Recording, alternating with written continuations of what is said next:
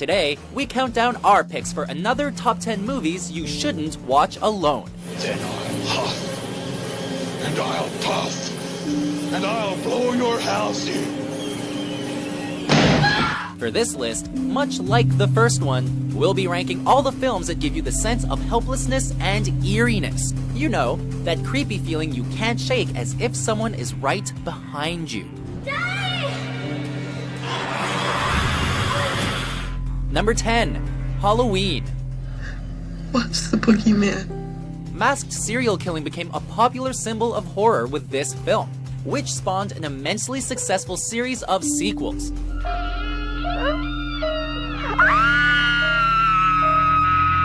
When a 6-year-old boy stabs his older sister to death on a fateful Halloween night, he consequently finds himself confined to a mental institution for the next 15 years.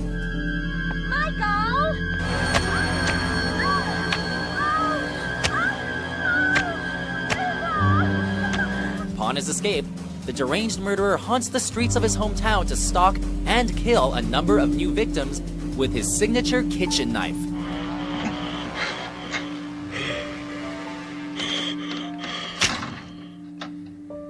If you watch this one alone, be sure to keep the lights on. Suspense had a new name after this film, and its name was Michael Myers. Oh God! Oh, help me, please! Number 9, The Shining. How do you like it? There may be no horror greater than the one that originates in your own family.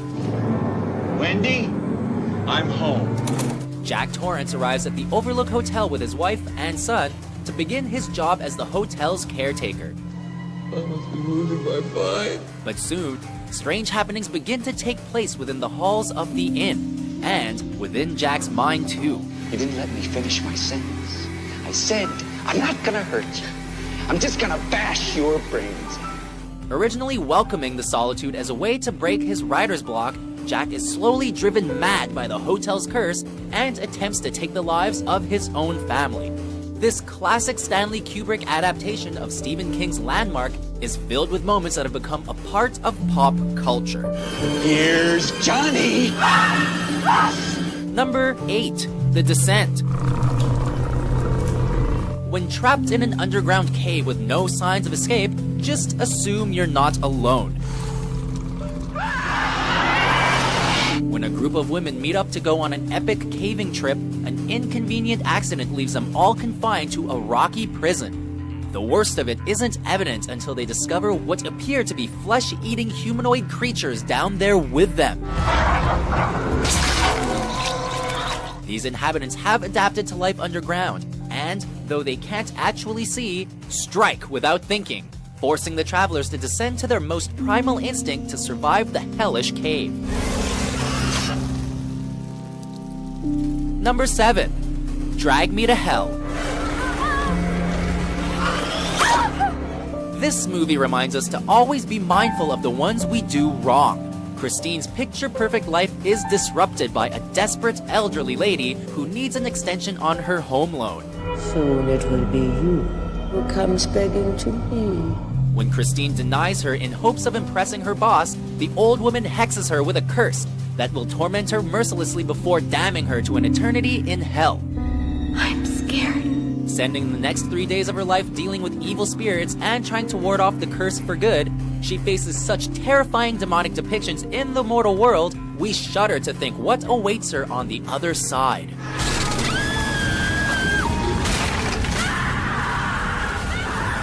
Number 6, Evil Dead.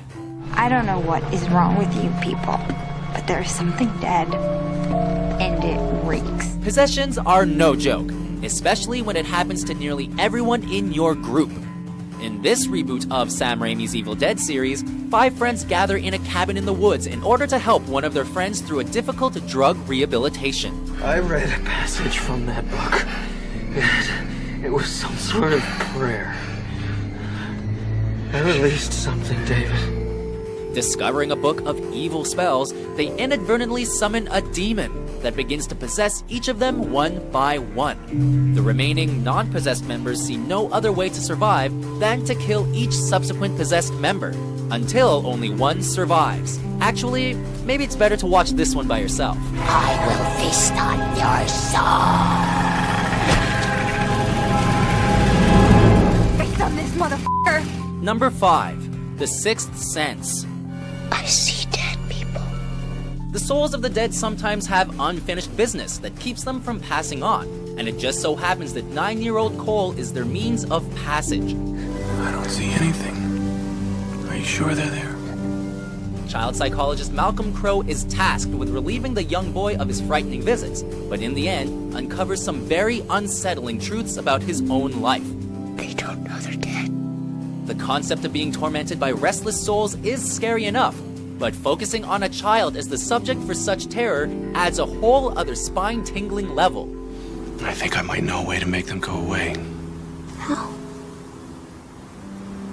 Listen to them. Plus, it's an M. Night Shyamalan movie, so if you think you can handle a twist ending with no one to keep you company, that's your problem.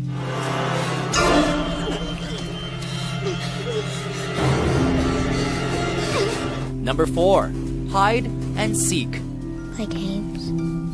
What kind of games? Hide and seek. There comes a time in a person's life when you may need a fresh start.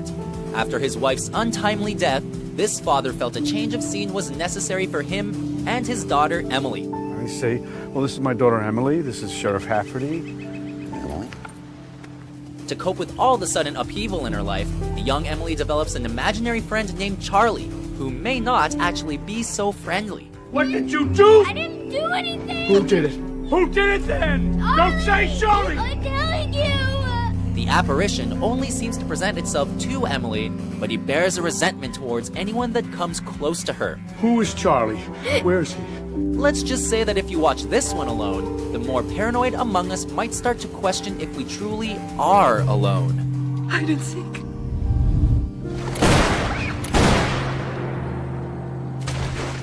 Number 3. Sinister. Look at all these new paintings. You're really getting good. Nothing screams horror like a house haunted by evil spirits. Struggling true crime writer Ellison Oswald thinks he's found a big break upon the discovery of an unsolved family murder case. Hoping to get closer to the answer, he moves with his family into the house of the murdered family. Ellison, we didn't move in a few houses down from a crime scene again, did we? Tracy. No, just don't say anything. If we did, I don't want to know about it. In the attic one day, he finds film reels depicting the murders of several families, and soon realizes he's in way over his head. The thing that remains constant with each film is the demonic figure present in each shot, who has now sought out the Oswald family to make sure they suffer the same fate. Number 2. Insidious. Hey.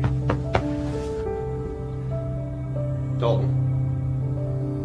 Nothing gets in between two parents and the well-being of their child. Not even a demonic entity using him as a vessel to the real world. Dalton has inherited the ability to leave his body and travel to the realm of the undying. And the problem is that with his astral body gone, he's just left us with a physical body, an empty vessel. When he gets trapped and is unable to find his way back, evil spirits begin using his consciousness to wreak havoc on the Lambert family. But there are other entities who are malevolent and have a more insidious agenda. With supernatural scares aplenty, even dedicated horror fans will have trouble turning the lights off after watching this, especially if they watch it by themselves.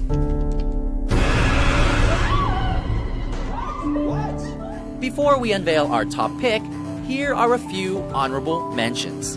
Camilla got in touch with a medium. We learned from her that the doll was possessed by a girl named Annabelle Higgins. She had lost her parents and had taken a liking to my doll. All she wanted was to be friends.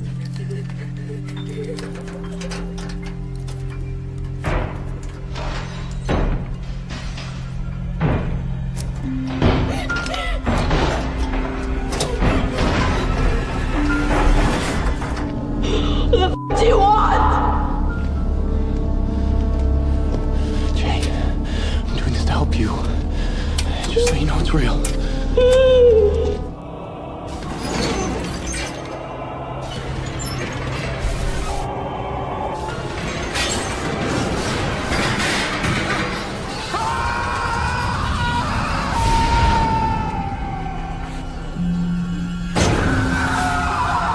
Number 1. The Babadook. You said that's not true. How many 6-year-old boys do you know, Robbie, who still believe in monsters? I hate you. Have you ever heard the story of the Babadook? Well, neither had this troubled single mother, and upon reading the cursed book to